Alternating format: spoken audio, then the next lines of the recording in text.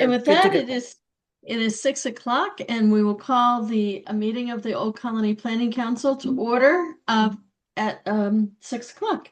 Mary, could you call the roll call for us? Actually, before we roll call, Oh, I I think need to do my statement. This is the non-discrimination statement. This meeting is accessible to people with disabilities. Microphones or telephones will be used by all speakers. Large print materials are available upon advance request. If you would like either of these accommodations, please contact Mary Waldron at 508-583-1833. The notice of non-discrimination rights and protections to beneficiaries with regard to the federal Title VI non-discrimination protections and the state non-discrimination protections is posted in the meeting room and is available on the Old Colony Planning Council website. Please contact Mary Waldron at 508-583-1833 for more information. Thank you. And with that, we can roll call, Mary. great, thank you, and thanks, Megan. Abington, we may come back to that because I know Stephen couldn't make it, but Alex said he might try. Avon, Alternate present. Delegate present. thank you. Bridgewater, Alternate present. thank you, Bob. Brockton, Delegate present. Alternate present. thank you. Duxbury, Delegate present. thank you, Matthew. East Bridgewater, we know that we're able to, Easton. I know Jean Marie is on. Delegate present. Thank you, Jean Marie. Halifax, I do not believe. Hanover, Delegate present. thank you. Hanson, Alternate Joe Campbell present. thank you, Joe. Kingston, I don't believe that Val could make it. Pembroke, Delegate present. and Plymouth, I know that Laura Lind could not make it. Plimpton, Plimpton, Nate Sides, delegate present. thank you, Nate. Stoughton, I don't believe. West Bridgewater, Michael Perez, delegate present. thank you, Michael. I know that Whitman was not able to, and then at large. Present. And with that, we do have a quorum, Madam President. Thank you very much, everyone, for making it on tonight. We were a little concerned at one point, but we have more than enough to conduct our business. So we're going to start with the consent agenda, which only has one action item tonight, and that's approval of the January 2026 meeting minutes. If there are any questions, raise them now. Otherwise, can we have a motion to approve those meeting minutes? So moved to approve the meeting minute for January. Thank you, Dan. Second. Okay, And that was thank you. Joe Campbell, thank you. Mary, roll call, please. Yes, Abington. I'm gonna have Megan if you could, thank you. Avon, Yeah, aye. Bridgewater, Yes. Brockton.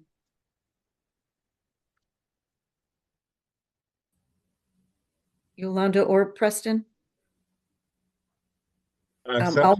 Thank you. Duxbury, Yes. Easton, Accept. Hanover, Accept. Hanson, Aye. Pembroke, Accept. Plimpton.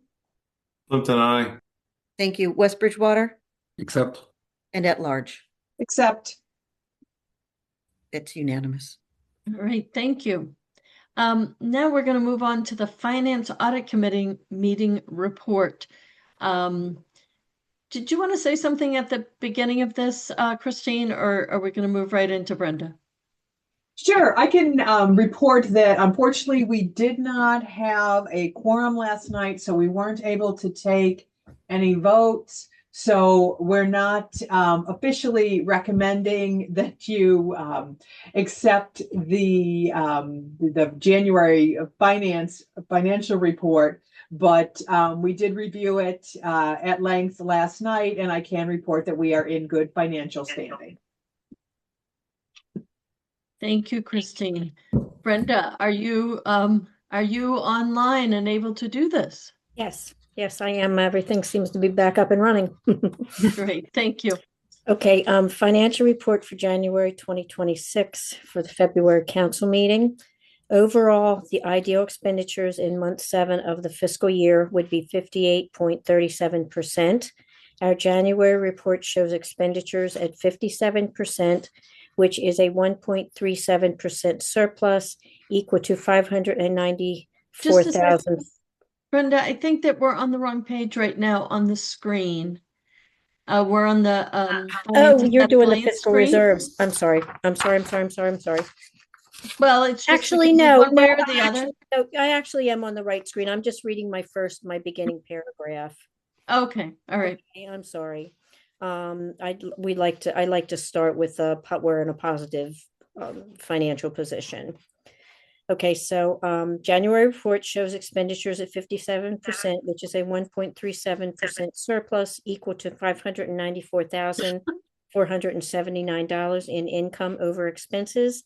This gives us a positive financial standing at the end of January 2026, with $3,895,604 in budgeted income, $3,301,125 in budgeted expenses, equals the surplus of $594,479. Okay, finances at a glance, fiscal reserves report, available cash reserves, our bank account total balances for both ROM and OCPC totals to $1,944,472. Outstanding accounts receivable at January 31st was $491,877. Our reserved funds are $411,120, which are grant funds paid in advance and our volunteer transportation program. Approximate monthly payroll expense is $173,333. Approximate monthly admin accounts payable, both ROM and OCPC, is $39,283. This does not include pass-through. Rockland Trust Building Loan monthly principal after the January payment is $262,385. And our OPEB fund summary to date, total OPEB fund balance in January was $1,535,837. And that's all for the fiscal reserves report. And Madam President, and for Brenda and Christine, and because we went through this, for the finance meeting, the full financials are in the council packet. This is a new format, so we're still looking for feedback as we go along the way. But the idea is sometimes by going through all those numbers, it can just be thrown at folks. So if this is the time for questions, and if you have any comments for Brenda, myself, or Sean, or Charlie, or any of us. I would have a question. Okay, go ahead. Who is that? Derek Staff. from Avon. Okay, go ahead, Derek.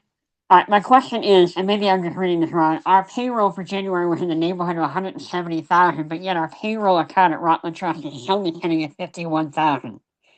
So We do a transfer every month to cover our payroll for okay. I was wondering that. Okay. the I thought maybe in the red, it didn't look okay. So maybe to Derek's point in terms of reading this, that we put an asterisk to that we make that transfer, Brenda, just so it's as people are reading this. We have 11 of the 17 counselors on, for those that may or may not know that. So as we go through the report, it'll just serve as a reminder. If it helps, we have a $200,000 payroll transfer scheduled out of the operations account into the payroll account, scheduled for March 1st, because we have 5 paydays within the month of March. Okay. Good question. Any other questions? Yeah, I had one more. I'll be that guy. So I see that we have almost 700,000 in a savings account and another almost 170 in a money market and then 111 in a CD. That seems kind of spread out. Are we getting good rates in all of the applications? Is that why they're that spread out? The answer is yes, because these are reviewed with the finance committee when they do come due. I believe if we go through this every Monday morning at finance meeting, but when they do come due, we give the finance committee about a month's notice. So then we do our research and then we present it to the finance committee. Okay, thank you. I was just wondering. Oh, good question. Thank you, Derek. And just because I know he's on, John Costa, I know you raised an email question and I know Brenda responded, but I think you had an additional question. Did you want to, just for the sake, because if you brought it up, it might be on other minds. Did you want to bring that up, John? Doesn't stand out in this report, so let me just look at my paper.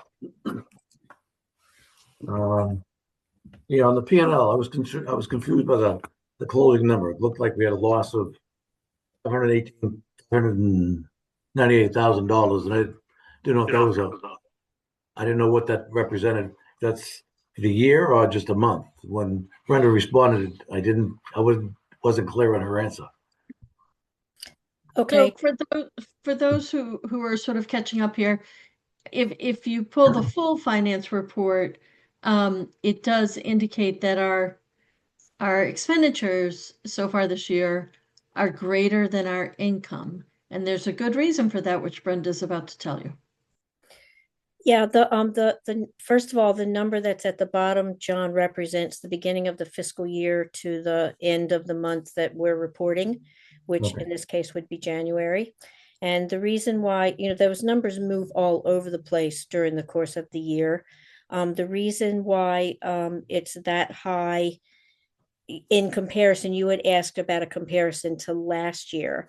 And the difference, I don't have the paper in front of me, but the difference in the amount from last year to this year was because we had two grants that paid in advance, and that money was received in FY25.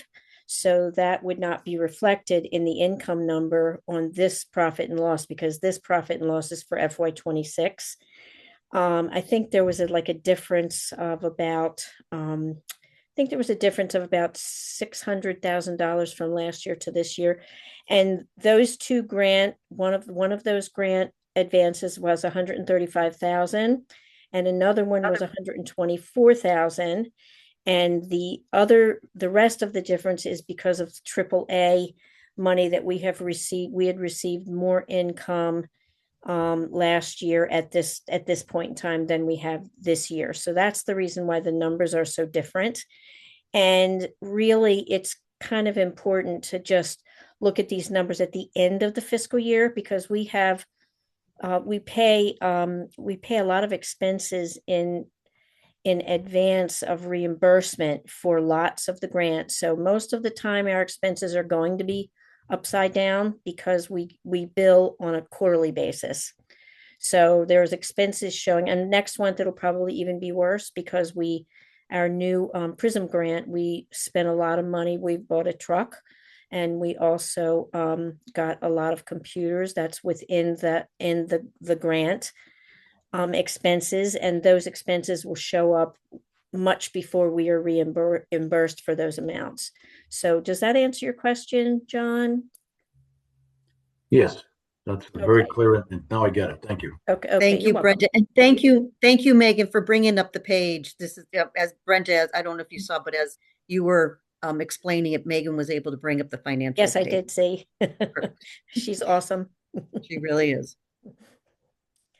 Yeah, it is amazing the work that Brenda and Sean and our finance team do because we do have so many funds moving from federal and state dollars and so many different grants that it is And Vic, complicated for us to keep track of. So I appreciate all of the time you guys spend helping us do our duty as council members to provide that financial oversight. And Becky, if I could just add, Paul Omano is part of the finance team now. He was somewhat separate under admin, but he now works with Brenda. They meet on a weekly basis to go over the funding for the grants and working with the different departments. So if any council members really want to see, it really is an amazing process working with everyone. So between Sean, Brenda, and Paul Omano.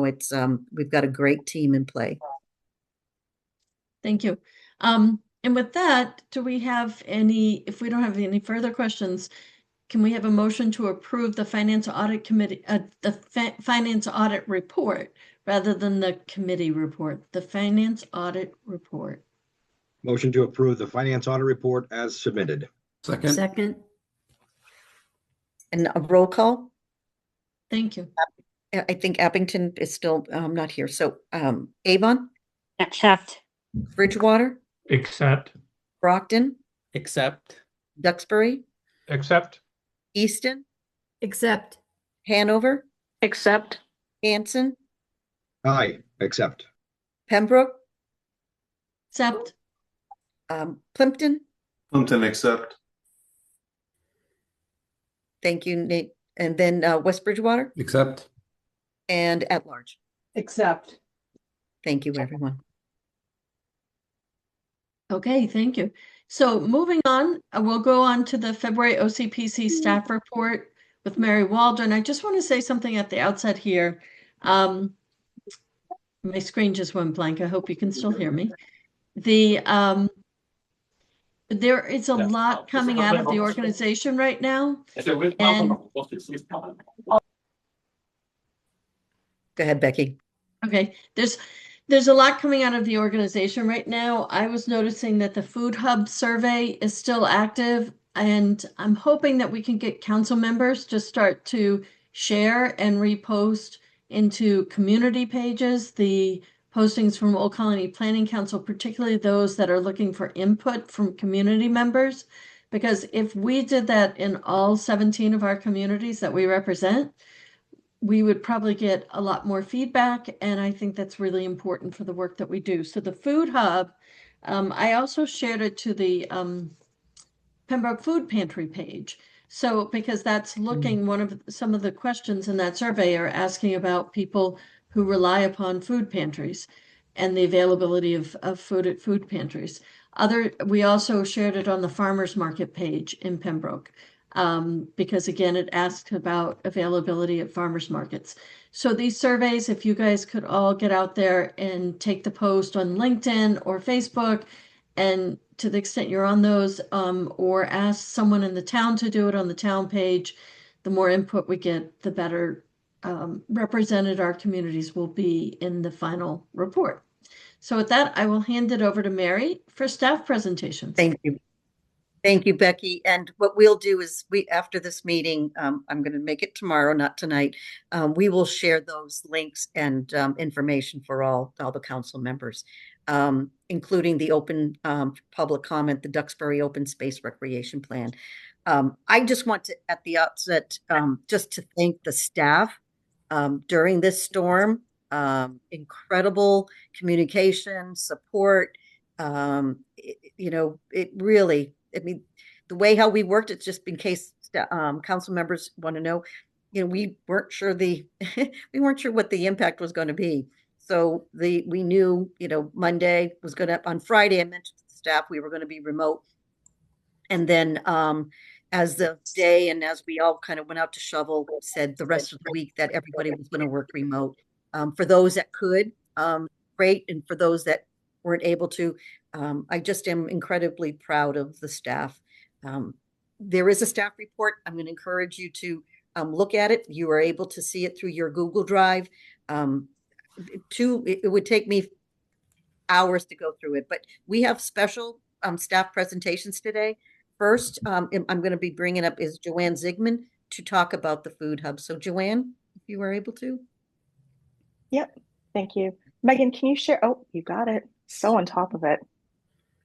All right. Good evening, council members. I really have a very short presentation. Becky and Mary actually covered many of the points that I wanted to emphasize with you all.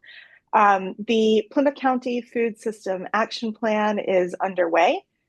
We are nearing the finish line, so we hope to have the report available for public consultation in June and completed short after. As a reminder, the purpose of the project was to assess vulnerabilities in the regional food system and create an action plan that strengthens, in particular, 4 areas. So we're looking at local food production and distribution, not just land-based, but also sea-based. We're looking at emergency preparedness and food access. Both of those sometimes go hand in hand, as well as opportunities for infrastructure improvements and economic opportunities in the region. So things like whether we need more processing plants or whether we need more shared kitchens, that sort of thing. Many partners involved. Our website is, our webpage for the project is currently being updated. So you're going to be able to find a lot more information already there, but also in the coming days. Next slide, Megan. All right, so progress. The consultants got to work. We hired Barrett Planning Group in the fall. They have done a lot of work, particularly on looking at existing conditions. That existing conditions report is going to be available to steering committee members next month. We're going to be reviewing that. So if you're interested, please feel free to join that steering committee meeting. It's not a membership group. People can drop in and drop out as they like. We're also in the middle of conducting interviews with stakeholders in the region and are planning some focus groups. But the big push right now is the public survey that Becky mentioned. So it's live through March 8th. As of this morning, we've had about 240 responses, way fewer than I would like at this point. And what we're really requesting this evening is your all help and support to really get the word out there. So tomorrow we'll send through to all of your municipalities and yourselves a promotional toolkit. So it includes some social media graphics, some copy and paste text that you can use in a newsletter or on your social media pages. We're really hoping that the municipalities can help push this out for us into their towns. Those communities that have done so are the ones that are mostly replying to the survey. So for example, Pembroke has higher response rate. Whitman has pushed it out. We've had Rockland put it up there. So it really does make a difference when the municipalities themselves push it out. And we're also encouraging folks to really share through their personal pages as well too. Often word of mouth is the best way for people to participate in anything. So if you're on Facebook moms groups or, any kind of, what's the word that I'm looking for? Local Facebook groups or on Instagram, and you're happy to share that, please feel free to share it on your personal accounts. You can do that either by using the stuff that's in the promotional toolkit, or feel free to share directly from like OCPC's social page, one of its existing posts. Emails are also really effective. So if you know people that live in the project area, which is Plymouth County plus Easton, Stoughton, Avon, and Cohasset, please shoot folks an email and pressure them into completing the survey. And it also includes businesses as well too. So we're looking at food-related businesses, restaurants, farmers, caterers, folks that might be making jams and selling them at local farmers markets, that sort of thing too. So residents and businesses. And then lastly, if there are any folks in particular that you think we should be talking to in your municipality, on a one-to-one basis, please let us know. We're going to be doing interviews through the end of March. We're already reaching out to food pantry coordinators, farmers market managers, kind of all the obvious groups, but I'm sure that you all probably have a much better understanding of who's important locally to you. That's, really could be a good interview source. And that's all I've got for this evening. So we're really just hoping you can help us promote that survey. We'll send out, like I said, the promotional toolkit to you guys tomorrow. We're also going to make that available on the project webpage as well. And if anybody has any questions, I'm happy to take those. Otherwise, thank you for your time. Thank you, Joanne.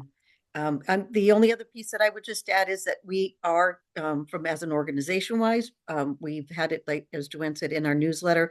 We're sending it out widely, but because your contact with your communities, it really will be important and helpful. Planning boards, I know Joe Campbell, you're on the planning board, Board of Selectmen, those are all really important for the survey. So thank you. And it is in the chat. Megan put the link for the survey. So if you have not filled it out, I highly recommend you can do that while we're continuing on with our meeting. Are there questions of Joanne? Joanne, I know you have to run to a meeting, so thank you. It was canceled. Well, stay on. Then. Thank you for the snow. Thank you, Joanne. And I don't want to cut anybody else off, but if I continue on, I'm going to actually have Kyle Mowat come on next to talk about the MIPA process.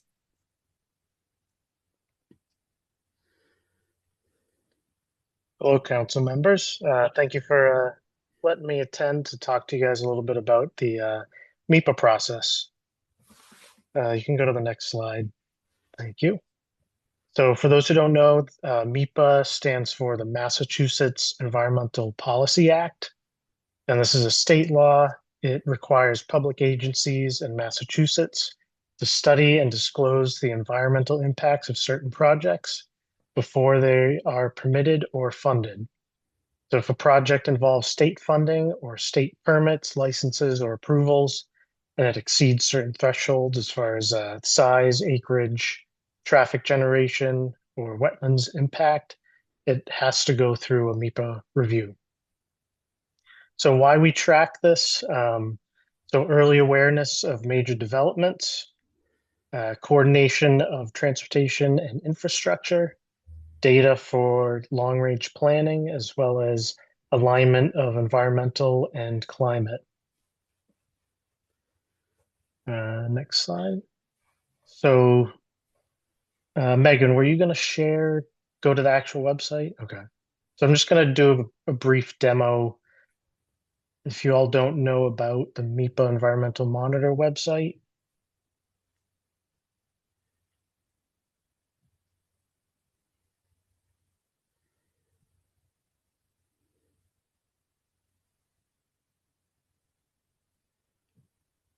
So as it happens, the one just came out today on February 25th, but the monitor releases on a bi-weekly basis. And you can actually search this all the way back to 1973 of all the projects that have come through. So if you scroll down a little bit, so it breaks it down into new projects. So these are the new projects that have come out for this monitor. And then you can go to site visits, projects under review, ones that have come out in previous monitors, and then posted secretary certificates, advisory opinions, as well as public notices. And then at the top, if you scroll up a little bit, you can actually search by community. Yeah, so there's a bunch of fields you can put in. You can do town, by MIPA analyst, proponent name, project type. So there's a lot of fields you can enter, and there is a way you can put in your email address to get notified of when these monitors come out. If you go back, Megan.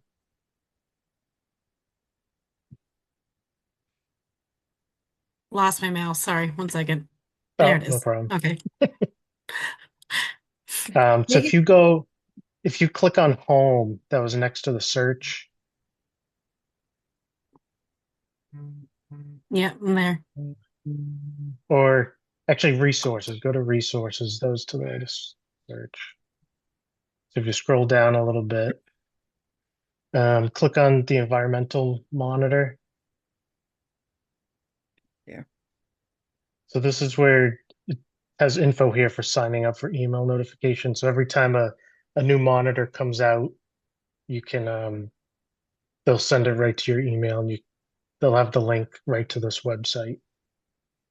And so Megan's put those right in the chat, Kyle. So. Yeah, perfect. Thank you, Megan. So that's pretty much it. Just a brief demo of the website, and if anybody has any questions, I'll be happy to take them. I just want to say thank you to Kyle. Charlie, myself, and Kyle received the notifications. And what Kyle does is incredible. It's really been helpful. When Kyle was out, I think for a little bit of some leave, there's a number of us that were trained, and I think to navigate this, obviously, as you can tell, he's pretty efficient in it. Why we're bringing this up is because we get that notification. If you see something in your community that you or your community would like to have us comment on, we will weigh in on that.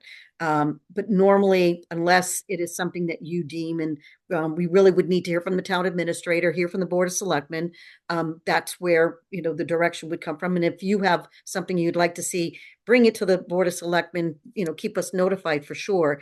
But, there's a lot that's going on, and the environmental impact of many projects are something that the community knows themselves, and we only kind of serve as sort of the wholesale, if you will, for this information coming in, and that's why you will find it on, in terms of your reports and what we provide to you in your packet. Kyle, exceptional job. Thank you. Thank you, everyone.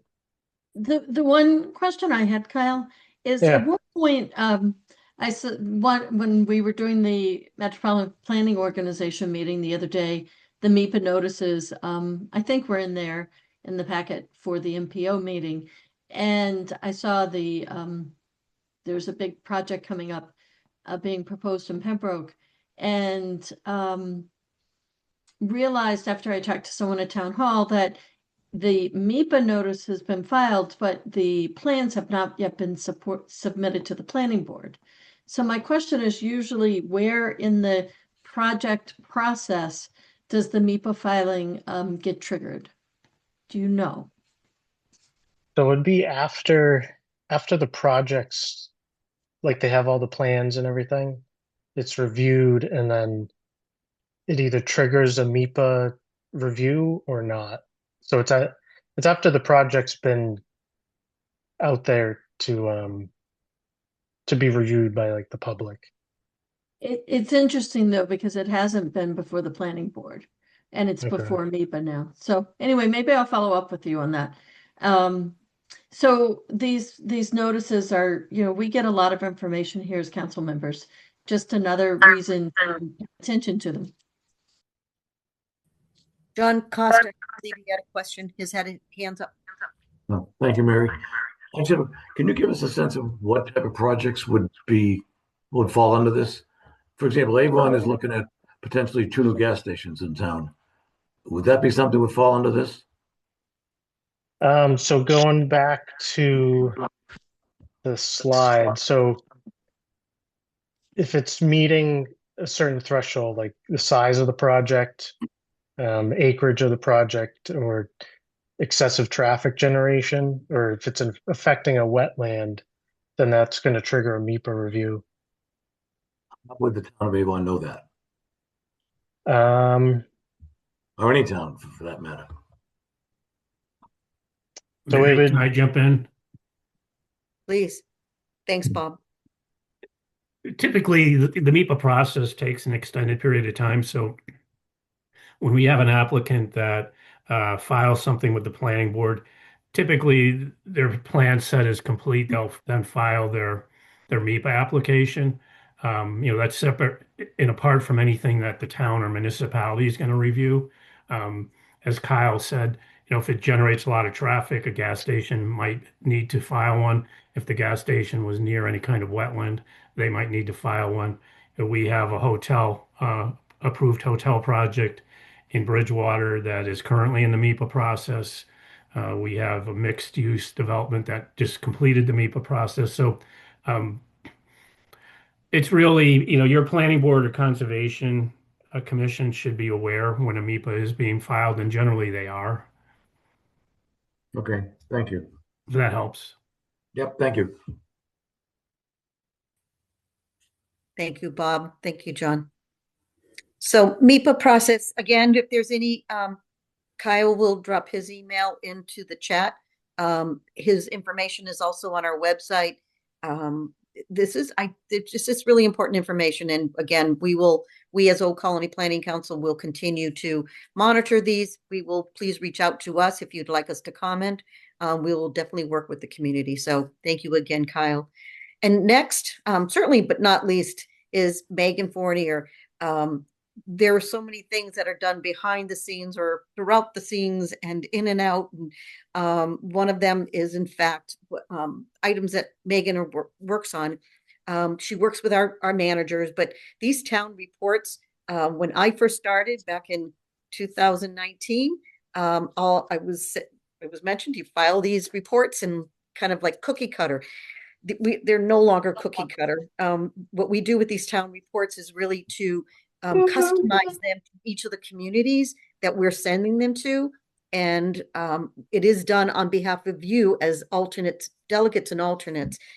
Just a shout out to the departments, but really to Megan. So Megan, would you take it away?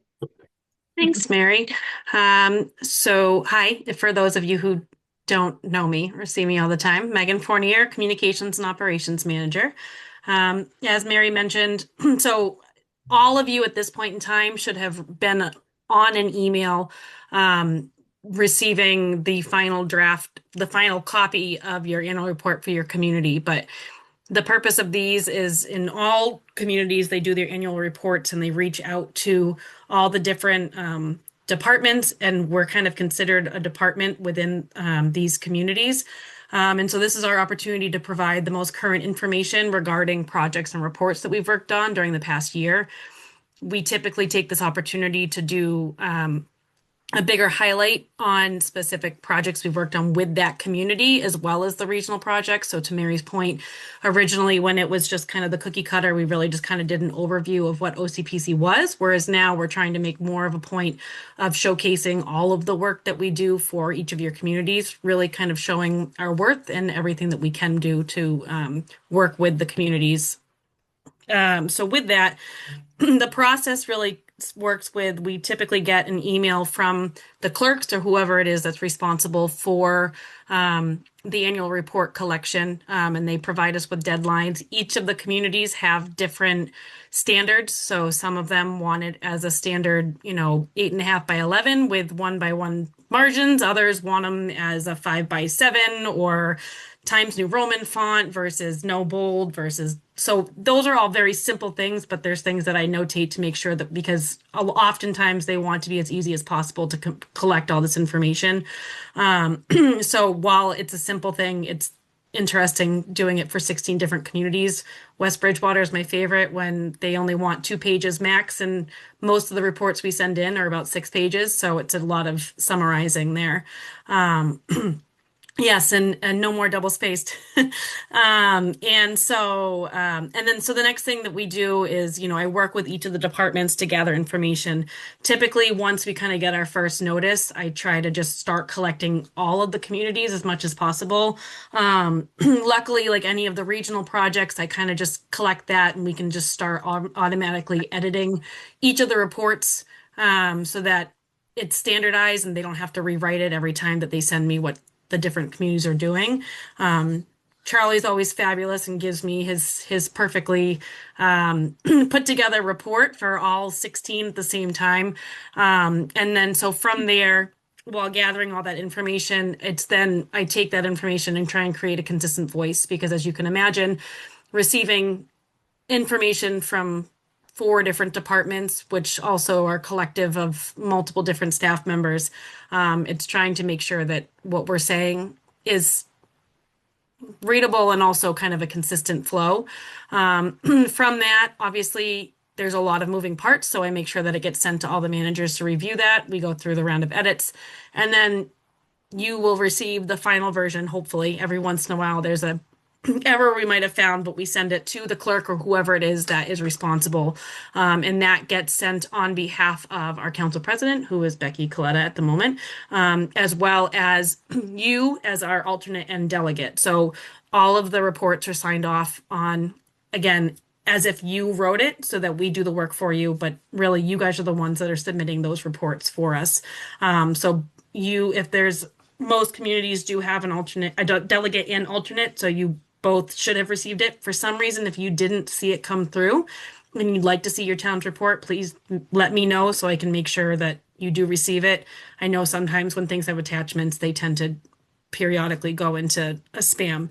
But all of them, I'm happy to report, are in, some with deadlines in March, but I figure let's just get them all done because we all have a lot going on. So everything has been received within the appropriate time, which is great. So really, after this, one of the things that Mary wanted me to make sure that we brought up, I know Rhonda had asked a question asking if she could share this with, others. And absolutely, we think that this is a great opportunity to really, again, celebrate everything that we've been doing with each of our communities. Because we talk about the work we've finished, and then we also tend to talk about maybe grants that are pending because we have worked with that community and hoping that we receive it.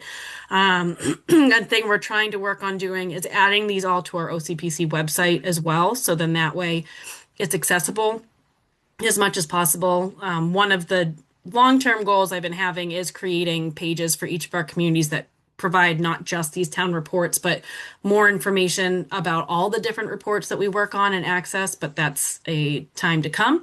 And then already preparing for the next year. Every year we always think of best practices, and one of the things we're trying to do is take a better collection of what we're doing month by month, taking things from staff reports that we've been doing so that we don't forget, because we do so much throughout the year that it's easy for us to kind of forget maybe that we did work on that project, during the past year. So in summary, we very much encourage you to not only read your town reports, but to share it with anyone you think would find value in reading them. And that is all I have to report. But if anyone has questions, I am more than happy.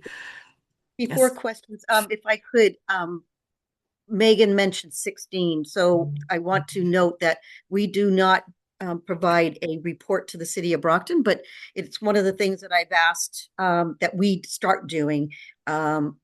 The requirement from the towns, obviously, as all of you have seen because of the annual report, there really isn't like a process that City of Brockton has, but we do a lot. And so we're going to be looking to provide something in that nature. That's why there is 16 instead of our 17 communities. And as Megan said, that, it's when we have these reports, it's a lot of stop and start. So we have projects going on, right? The PRISM, and there's DLTA and all these things. And basically what happens is that the staff really have to just kind of do a stop and fill it in, and we have the timeline, and it's another big puzzle. And yet the working as a team, Megan is great in terms of setting up a process to make it easier for managers. But just again, thank you to Megan and to the departments for all working together to provide the town. And it really was Rhonda who called me to say, Mary, like, this is great. And I strongly encourage all, whether you're a planning board, a board of selectmen, or have the contacts with the communities that you represent. There's some really great information in there. Thank you for the work. And any questions about that process or about your own town report? If you missed it in your email, I'm sure that Megan could get it back out to you again. Mm-hmm. All right. Thank you, guys. So now the next item on the agenda is the legislative committee report. Are we going to have Yolanda or Rhonda lead us through this? Rhonda, I know that you're at the hospital, so I wasn't sure, but maybe Yolanda, if you want to just read through the report. Yeah. Hi, everybody. So yeah, the legislative committee met on Friday, February 20th, 2026. The committee and OCPC reviewed the agency's 2026 legislative priorities in preparation for the legislative breakfast that we're going to have on Friday, February 27th at Thorny Lee in Brockton. The program will feature two primary presentations, an overview of the regional policy plan currently in early development across OCPC departments, and an update on the regional food hub initiative. OCPC will also emphasize the importance of sustained funding for DLTA, the Abundance Program, Economic Development Administration's program, the key transportation initiatives. Each legislator will receive a comprehensive packet outlining these priorities, including detailed information on funding needs, relative legislation, and ballot questions impacting our communities. The legislative committees respectfully request council's approval of the priorities to be presented on Friday's breakfast. Megan, do we have a copy? Thank you, Yolanda. Do we have a copy of the priorities?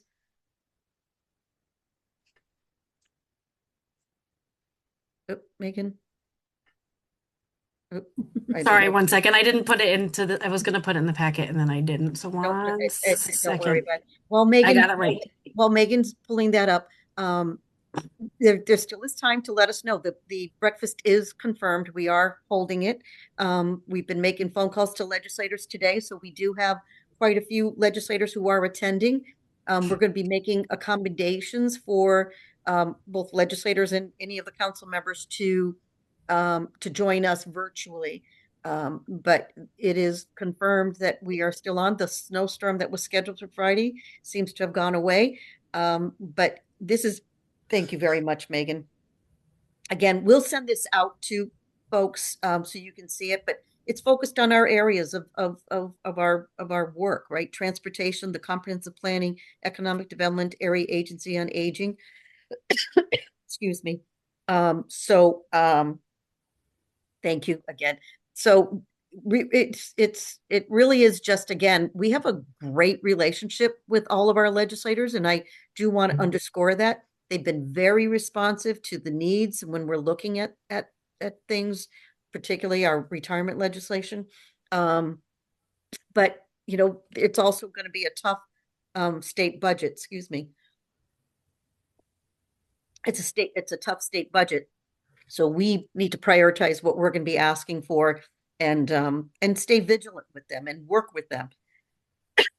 So we will send these out to you. And if you have not registered yet for Friday morning's legislative breakfast, Megan, I know I'm going to ask you to do another thing while during the meeting, but if you can just pop the registration in the chat for folks to have them register if they have not. We need to get our numbers in like yesterday, but as Megan said, the venue Thornley has been flexible with us. So thank you, Megan, for doing that. We'll send all this information out. Thank you. That's the invite that went out. And we know it's going to be great. It really is. This is so we're doing it in conjunction with MAPC, our regional planning agency to the north of us, but it's their southern border communities, many of them that we share with them. And it just makes sense that we have a strong partnership with them. Any questions? Mary, it's Rhonda. I don't have a question. I'd just like to say thank you to Orlando for handling tonight legislative report for me. A little incapacitated here for a little bit, but I look forward to seeing everybody on Friday. Thank you, Rhonda. Alrighty. Thank you for you give that little baby, that grandson of yours, hugs and kisses from us. I will definitely do that. Thank you, everyone. Appreciate your patience with this. Thank you. And just while I had this, so Don Sullivan just texted me. He said, please say hello to everybody. They're making do. He still has no power, internet, the generator and fireplace. They're just trying to stay warm. So he texted to say, please tell the council members his apologies for not being here tonight. And for those who joined late, Rhonda is currently at the hospital visiting her daughter who gave birth during the snowstorm at the hospital. So that's why she's saying apologies for being offline. A nice celebration. And I think that brings us to the end of the meeting, except to remind people to come on Friday morning. We don't have any other matters that we didn't anticipate. No, but Madam President, what do you have, Mary? No, just the only thing that I want to make sure the council is prepared. We talked a little bit about it at the finance meeting. We are heading into budget season. Our department managers are preparing their budget, so I can review it. We will be, as we start doing in March, we provide a preliminary budget that then gets taken another look in April. And then by May is when you finalize that budget. So March, April, May, they're right around the corner for all of us. But I wanted to give you preparations, and if you have any questions at all, please, send them along my way, Becky's way, Christine's way, certainly Brenda, Charlie, like any of the staff. We want to make sure that you have all the tools and information possible, so you're making a very important and yet very filled and resourceful decision. And I would just add that we will, of course, have finance committee meetings every month that Christine Joy leads as our treasurer. And so if you are interested in the budget and really want to understand it better because you've seen numbers coming at you and you haven't fully understood them, as we go into budget season, you are always welcome to attend and participate in the Finance Audit Committee meetings, which are usually the day before the council meeting. So it would be on Tuesday, and then our council meeting would be on Wednesday. Are we going to shift the time from 5:45 to 6:15 on March 24th? It will be going forward to accommodate Christine's schedule. But I've polled the finance committee members, and everybody seems to be able to make that time. So what we'll do in advance is make sure we have quorum. And then we may even need to do a bylaw change just so we have some decisions that can be made at finance. Yeah, we're running, it's a small committee, so when people Correct. can't make it, it becomes Correct. a difficult thing to operate. So we'll come back to you guys on that. But in the meantime, if you do want to see the more extended financial discussion, please join one of the Finance Audit Committee meetings coming up. And on that note, I am going for a motion to adjourn. So moved. Motion to adjourn. All right. Second. I think we have, all right, thank you. Thank And you. all in favor? Aye. Aye. Have a good night. Have Thank a you. good night, everyone. Thank you, everybody. Good night. Thank you.